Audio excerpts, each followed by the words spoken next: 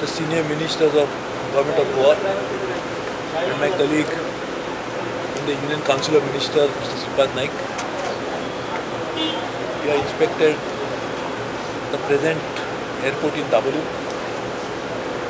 There is a huge few hundred crores of expansion is already under progress, including one multi-layer parking, modernizing some of the existing toilets, as well as creating more taxing room, more parking areas, as well as more aerobases.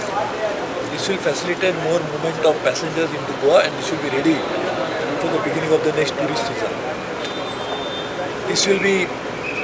This airport will remain operational even after the new airport comes up. And in addition to passengers, there is already a proposal to use Goa as one of the most important states for export as well as for cargo handling.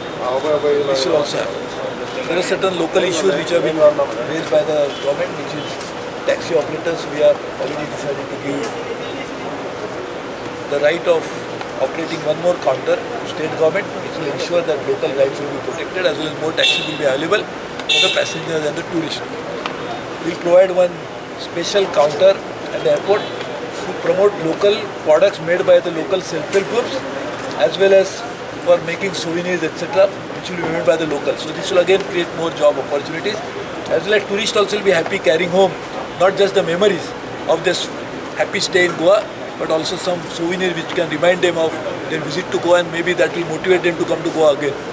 So this is various programs that we have planned.